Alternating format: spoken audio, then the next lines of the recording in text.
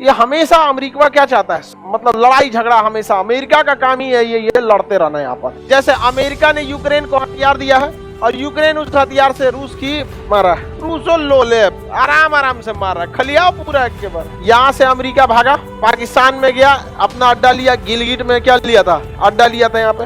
America कहा नेपाल में भी हमें अड्डा चाहिए। अब चाइना भड़क गया, कहा रे छोटा कहीं यहाँ तुम अमेरिका को देगा, यहाँ से निपटाएगा किसको, चाइना, इधर से भारत। दिक्कत हो गया भारत को भी, लेकिन ज्यादा दिक्कत किसको हो रहा था, चाइना को। अब चाइना भड़क गया, कहा कि हमारे सिधाने तुम हमारे दुश्मन को लाओगे।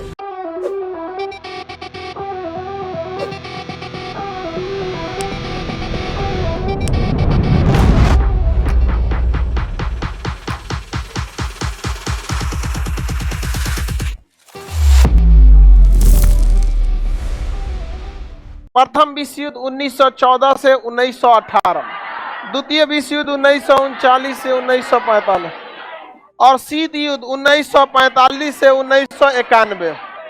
1945 से 1991 डायरेक्ट लड़ाई थी, शीत युद्ध था।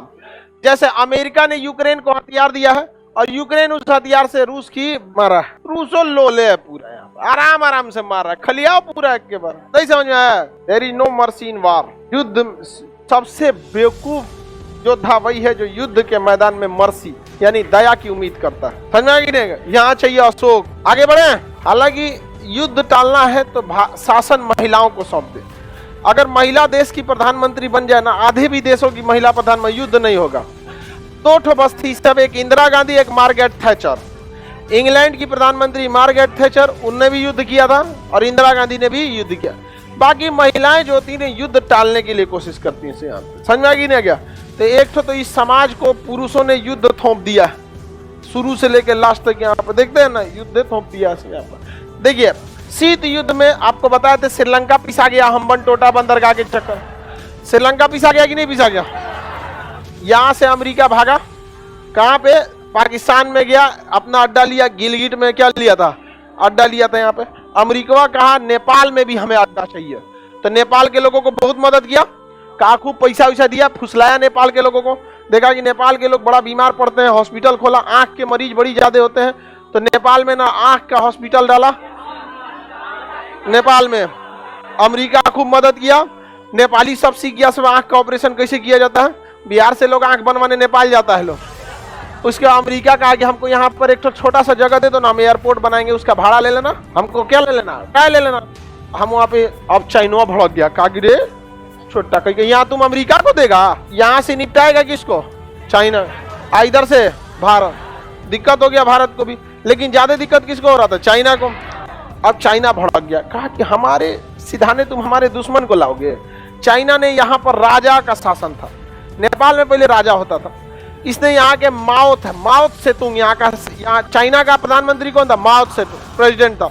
उसने यहाँ पे कुछ उग्रवादियों को भेज दिया, तो माओ के विचारधारा से प्रभावित होकर वो उग्रवादी आए, उनका नाम रखा गया माओवादी। क्या रखा गया, माओवादी को हथियार किसने दिया, चाइना। सोचिए लिट्टे में यही हो रहा था ना। श्रीलंका में जब LTT जा रही थी तो हेल्प कौन कर रहा था युद्ध। याद रखिएगा, इंटरनेशनल रिलेशन में कोई किसी का दोस्त नहीं और कोई किसी का दुश्मन नहीं।